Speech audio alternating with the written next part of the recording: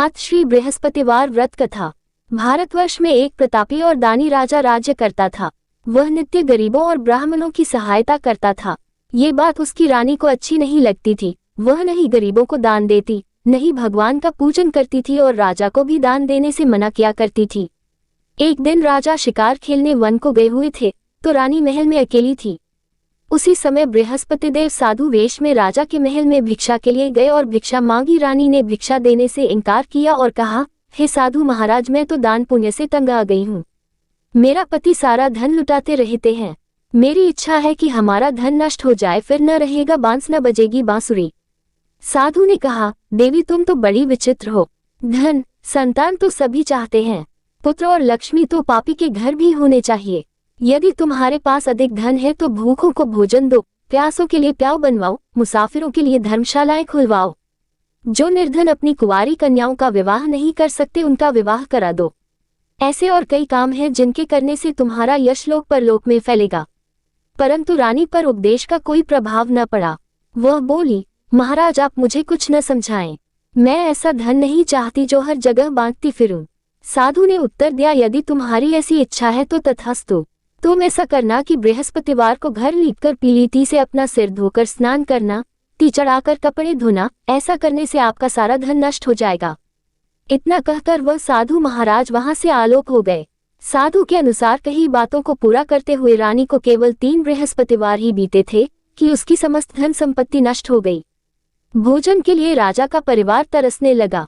तब एक दिन राजा ने रानी से बोला कि हे रानी, तुम यहीं रहो, मैं दूसरे देश को जाता हूँ, क्योंकि यहाँ पर सभी लोग मुझे जानते हैं, इसलिए मैं कोई छोटा कार्य नहीं कर सकता। ऐसा कहकर राजा परदेश चला गया। वहां वह जंगल से लकड़ी काटकर लाता और शहर में बेचता। इस तरह वह अपना जीवन व्यतीत करने लगा। इधर राजा के परदेश जाते ही रानी और दासी दुखी रहने लगी। एक बार जब रानी और दासी को 7 दिन तक बिना भोजन के रहना पड़ा, तो रानी ने अपनी दासी से कहा, हे दासी, पास ही के नगर में मेरी बहन रहती है, वह बड़ी धनवान है, तू उसके पास जा और कुछ ले आ, ताकि थोड़ी बहुत गुजर बसर हो जाए। दासी रानी की बहन के पास गई। उस दिन गुरुवार था और रानी की बहन उस समय बृहस्पतिवार व्रत की कथा सुन रही थी। दासी ने रानी की बहन को अपनी रानी का संदेश दिया, लेकिन रानी की बड़ी बहन ने कोई उत्तर नहीं दिया। जब दासी को रानी की बहन से कोई उत्तर नहीं मिला तो वह बहुत दुखी हुई और उसे क्रोध भी आया। दासी ने वापस आकर रानी को सारी बात बता दी। सुनकर रानी ने अपने भाग्य को कोसा। उधर रानी की बहन ने सोचा कि मेरी बहन की दासी आई थी, परंतु मैं उससे नहीं बोली, इससे वह बहुत दुखी हुई होगी। कथा सुनकर और पूजन समाप्त करके वह अपनी बहन के घर आए और कहने लगी, हे बहन, मैं बृहस्पतिवार का व्रत कर रही थी। तुम्हारी दासी मेरे घर आई थी, परंतु जब तक कथा होती है तब तक न तो उठते हैं और न ही बोलते हैं, इसलिए मैं नहीं बोली। कहो दासी क्यों गई थी? रानी बोली, बहन तुमसे क्या छिपाऊं, हमारे घर में खाने तक को अनाज नहीं था। ऐसा कहते कहते रानी की आंखें भर आई। उसने दासी समेत पिछले 7 दिनों से भूखे रहने तक की बात अपनी बहन को विस्तार पूर्वक सुना दी। रानी की बहन बोली, देखो बहन, भगवान बृहस्पतिदेव सबकी मनोकामना को पूर्ण करते हैं। देखो, शायद तुम्हारे घर में अनाज रखा हो। पहले तो रानी को विश्वास नहीं हुआ, पर बहन के आग्रह करने पर उसने अपनी दासी को अंदर भेजा तो उसे सचमुच अनाज से भरा एक घड़ा मिल गया। ये देखकर दासी को बड़ी हैरानी हुई। दासी रानी से कहने लगी, हे रानी, जब हमको भोजन नहीं मिलता तो हम व्रत ही तो करते हैं, इसलिए क्यों न इनसे व्रत और कथा की विधि पूछी जाए, ताकि हम भी व्रत कर सकें। तब रानी ने अपनी बहन से बृहस्पतिवार व्रत के बारे में पूछा। उसकी बहन ने बताया, बृहस्पतिवार के व्रत में चने की दाल और मुनक्का से विष्णु भगवान का केले की जड़ में पूजन करें तथा दीपक जलाएं, व्रत कथा सुने और पीला भोजन ही करें। इससे बृहस्पतिदेव प्रसन्न होते हैं। व्रत और पूजन विधि बताकर रानी की बहन अपने घर को लौट गई। 7 दिन के बाद जब गुरुवार आया तो रानी और दासी ने व्रत रखा। घुड़साल में जाकर चना और गुड़ लेकर आई, फिर उससे केले की जड़ तथा विष्णु भगवान का पूजन किया। अब पीला भोजन कहाँ से आए, इस बात को लेकर दोनों बहुत दुखी थे। चूंकि उन्होंने व्रत रखा था, इसलिए बृहस्पतिदेव उनसे प्रसन्न थे, इसलिए वे एक साधारण व्यक्ति का रूप धारण कर 2 थालों में सुंदर पीला भोजन दासी को दे गए। भोजन पाकर दासी प्रसन्न हुई और फिर रानी के साथ मिलकर भोजन ग्रहण किया। उसके बाद वे सभी गुरुवार को व्रत और पूजन करने लगी। बृहस्पति भगवान की कृपा से उनके पास फिर से धन संपत्ति आ गई, परंतु रानी फिर से पहले की तरह आलस्य करने लगी। तब दासी बोली, देखो रानी, तुम पहले भी इस प्रकार आलस्य करती थी, तुम्हें धन रखने में कष्ट होता था, इस कारण सभी धन नष्ट हो गया, और अब जब भगवान बृहस्पति की कृपा से धन मिला है तो तुम्हें फिर से आलस्य होता है। रानी को समझाते हुए दासी कहती है कि बड़ी मुसीबतों के बाद हमने ये धन पाया है, इसलिए हमें दान पुण्य करना चाहिए, भूखे मनुष्यों को भोजन कराना चाहिए और धन को शुभ कार्यों में खर्च करना चाहिए, जिससे तुम्हारे कुल का यश बढ़ेगा, स्वर्ग की प्राप्ति होगी और पितृ प्रसन्न होंगे। दासी की बात मानकर रानी अपना धन शुभ कार्यों में खर्च करने लगी, जिससे पूरे नगर में उसका यश फैलने लगा। बृहस्पतिवार व्रत कथा के बाद श्रद्धा के साथ आरती की जानी चाहिए। इसके बाद प्रसाद बांटकर उसे ग्रहण करना चाहिए। एक दिन राजा दुखी होकर जंगल में एक पेड़ के नीचे आसन जमाकर बैठ गया। वह अपनी दशा को याद करके व्याकुल होने लगा। बृहस्पतिवार का दिन था। एकाएक उसने देखा कि निर्जन वन में एक साधु प्रकट हुए। वह साधु वेश में स्वयं बृहस्पति देवता थे। लकड़हारे के सामने आकर बोले, हे लकड़हारे, इस सुनसान जंगल में तू चिंता मग्न क्यों बैठा है? लकड़हारे ने दोनों हाथ जोड़कर प्रणाम किया और उत्तर दिया, महात्मा जी, आप सब कुछ जानते हैं, मैं क्या कहूँ? ये कहकर रोने लगा और साधु को अपनी आत्मकथा सुनाई। महात्मा जी ने कहा, तुम्हारी स्त्री ने बृहस्पति के दिन बृहस्पति भगवान का निरादर किया है, जिसके कारण रुष्ट होकर उन्होंने तुम्हारी ये दशा कर दी। अब तुम चिंता को दूर करके मेरे कहने पर चलो तो तुम्हारे सब कष्ट दूर हो जाएंगे और भगवान पहले से भी अधिक संपत्ति देंगे। तुम बृहस्पति के दिन कथा किया करो। 2 पैसे के चने मुनक्का लाकर उसका प्रसाद बनाओ और शुद्ध जल से लोटे में शक्कर मिलाकर अमृत तैयार करो। कथा के पश्चात अपने सारे परिवार और सुनने वाले प्रेमियों में अमृत व प्रसाद बांटकर आप भी ग्रहण करो। ऐसा करने से भगवान तुम्हारी सब मनोकामनाएं पूरी करेंगे। साधु के ऐसे वचन सुनकर लकड़हारा बोला, हे प्रभु, मुझे लकड़ी बेचकर इतना पैसा नहीं मिलता जिससे भोजन के उपरांत कुछ बचा सकूं। मैंने रात्रि में अपनी स्त्री को व्याकुल देखा है। मेरे पास कुछ भी नहीं जिससे मैं उसकी खबर मंगा सकूं। साधु ने कहा, हे लकड़हारे, तुम किसी बात की चिंता मत करो। बृहस्पति के दिन तुम रोजाना की तरह लकड़ियां लेकर शहर को जाओ। तुमको रोज से दुगुना धन प्राप्त होगा, जिससे तुम भली भांति भोजन कर लोगे तथा बृहस्पति देव की पूजा का सामान भी आ जाएगा। इतना कहकर साधु अंतर्ध्यान हो गए। धीरे धीरे समय व्यतीत होने पर फिर वही बृहस्पतिवार का दिन आया। लकड़हारा जंगल से लकड़ी काटकर किसी शहर में बेचने गया। उसे उस दिन और दिन से अधिक पैसा मिला। राजा ने चना गुड़ आदि लाकर गुरुवार का व्रत किया। उस दिन से उसके सभी क्लेश दूर हुए, परंतु जब दोबारा गुरुवार का दिन आया तो बृहस्पतिवार का व्रत करना भूल गया। इस कारण बृहस्पति भगवान नाराज हो गए। उस दिन उस नगर के राजा ने विशाल यज्ञ का आयोजन किया तथा शहर में ये घोषणा करा दी कि कोई भी मनुष्य अपने घर में भोजन न बनावे, न आग जलावे, समस्त जनता मेरे यहाँ भोजन करने आवे। इस आज्ञा को जो न मानेगा उसे फांसी की सजा दी जाएगी। इस तरह की घोषणा संपूर्ण नगर में करवा दी गई। राजा की आज्ञानुसार शहर के सभी लोग भोजन करने गए, लेकिन लकड़हारा कुछ देर से पहुंचा, इसलिए राजा उसको अपने साथ घर लिवा ले गए और ले जाकर भोजन करा रहे थे तो रानी की दृष्टि उस खूंटी पर पड़ी जिस पर उसका हार लटका हुआ था। वह वहां पर दिखाई नहीं दिया। रानी ने निश्चय किया कि मेरा हार इस मनुष्य ने चुरा लिया है। उसी समय सिपाहियों को बुलाकर उसको कारागार में डलवा दिया। जब लकड़हारा कारागार में पड़ गया और बहुत दुखी होकर विचार करने लगा कि न जाने कौन से पूर्व जन्म के कर्म से मुझे ये दुख प्राप्त हुआ है, और उसी साधु को याद करने लगा जो कि जंगल में मिला था। उसी समय तत्काल बृहस्पतिदेव साधु के रूप में प्रकट हुए और उसकी दशा को देखकर कहने लगे, अरे मूर्ख, तूने बृहस्पतिदेव की कथा नहीं करी, इस कारण तुझे दुख प्राप्त हुआ है।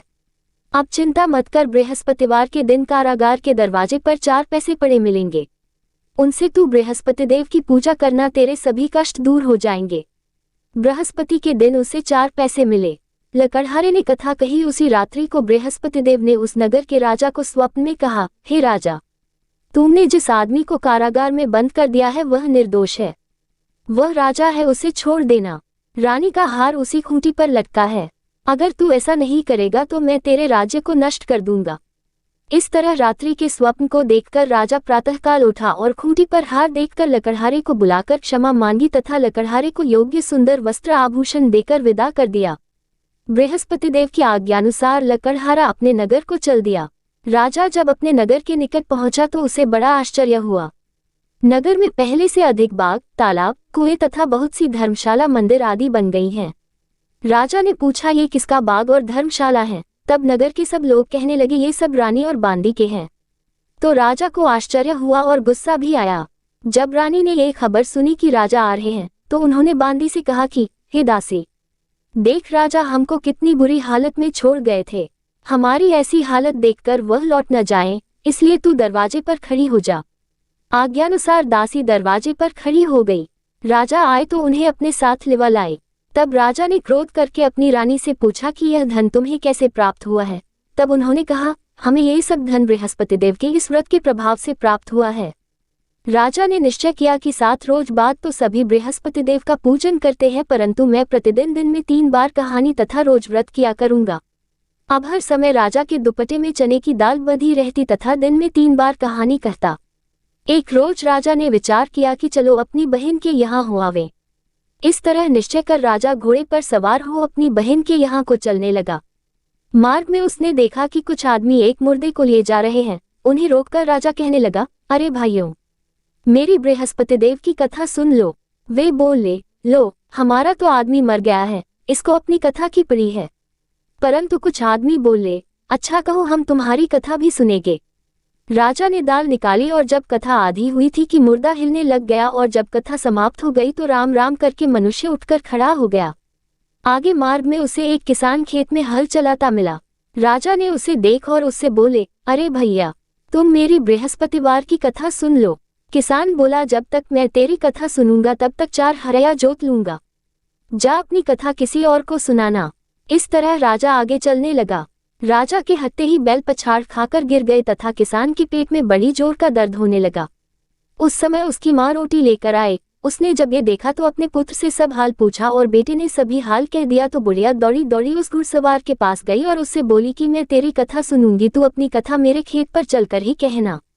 राजा ने बुढ़िया के खेत पर जाकर कथा कही, जिसके सुनते ही वह बैल उठ खड़ हुई तथा किसान के पेट का दर्द भी बंद हो गया। राजा अपनी बहन के घर पहुंचा। बहन ने भाई की खूब मेहमानी की। दूसरे रोज प्रातःकाल राजा जगा तो वह देखने लगा कि सब लोग भोजन कर रहे हैं। राजा ने अपनी बहन से कहा, ऐसा कोई मनुष्य है जिसने भोजन नहीं किया हो, मेरी बृहस्पतिवार की कथा सुन ले। बहन बोली, हे भैया, ये देश ऐसा ही है कि पहले यहाँ लोग भोजन करते हैं, बाद में अन्य काम करते हैं। अगर कोई पड़ोस में हो तो देख आऊं। वह ऐसा कहकर देखने चली गई, परंतु उसे कोई ऐसा व्यक्ति नहीं मिला जिसने भोजन न किया हो। अतः वह एक कुम्हार के घर गई जिसका लड़का बीमार था। उसे मालूम हुआ कि उनके यहाँ 3 रोज से किसी ने भोजन नहीं किया है। रानी ने अपने भाई की कथा सुनने के लिए कुम्हार से कहा। वह तैयार हो गया। राजा ने जाकर बृहस्पतिवार की कथा कही, जिसको सुनकर उसका लड़का ठीक हो गया। अब तो राजा की प्रशंसा होने लगी। एक रोज राजा ने अपनी बहन से कहा कि हे बहन, हम अपने घर को जाएंगे, तुम भी तैयार हो जाओ। राजा की बहन ने अपनी सास से कहा। सास ने कहा, हाँ चली जा, परंतु अपने लड़कों को मत ले जाना, क्योंकि तेरे भाई की कोई औलाद नहीं है।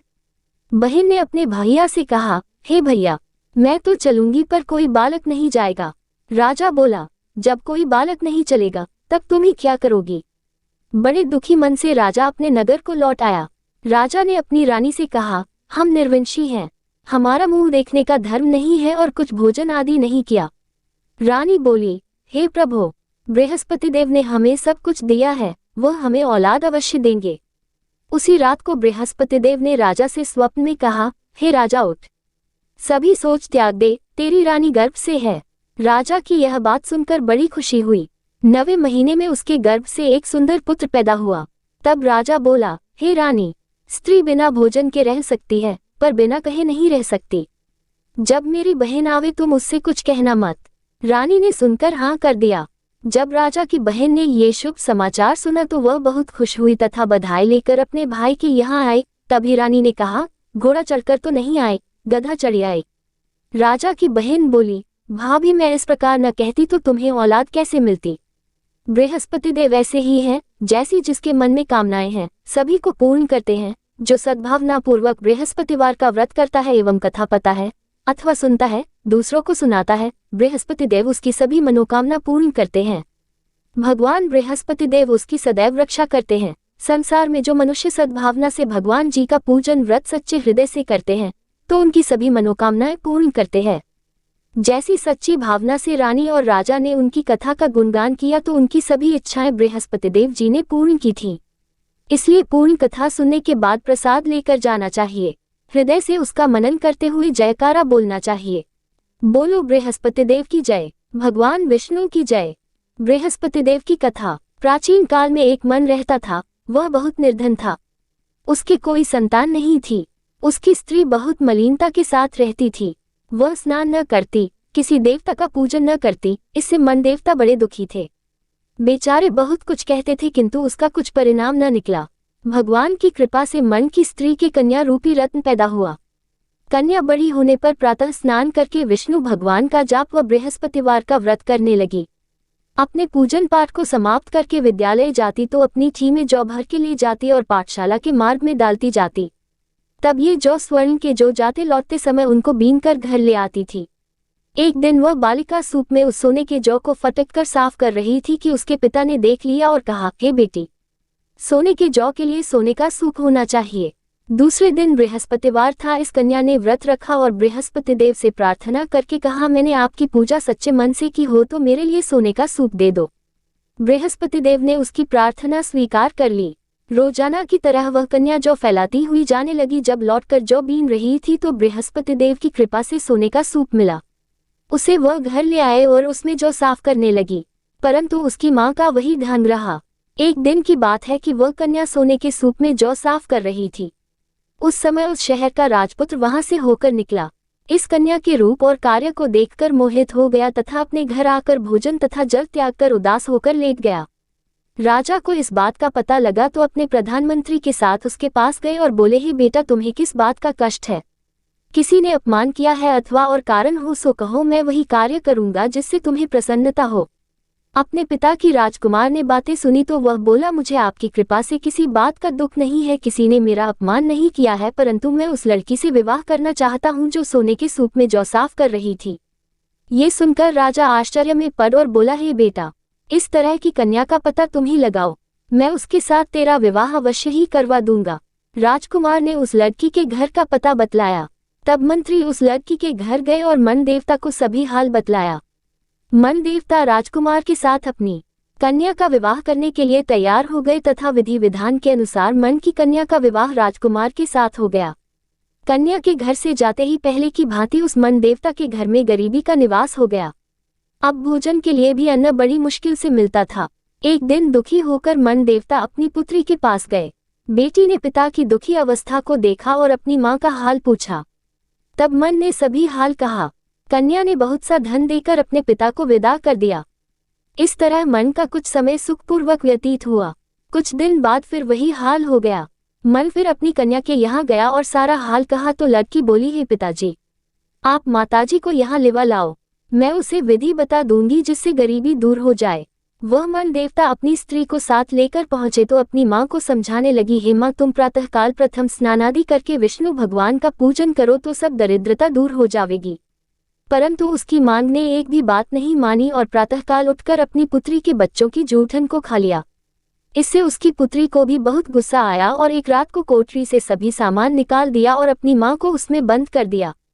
प्रातःकाल उसे निकाला तथा स्नानादि करा के पाठ करवाया तो उसकी मां की बुद्धि ठीक हो गई और फिर प्रत्येक बृहस्पतिवार को व्रत रखने लगी। इस व्रत के प्रभाव से उसके माँ बाप बहुत ही धनवान और पुत्रवान हो गए और बृहस्पति जी के प्रभाव से इस लोक के सुख भोग कर स्वर्ग को प्राप्त हुए। सब बोलो विष्णु भगवान की जय, बोलो बृहस्पति देव की जय। आज की कथा अच्छी लगी हो तो वीडियो को एक लाइक जरूर करें और कमेंट बॉक्स में विष्णु भगवान की जय जरूर लिखें।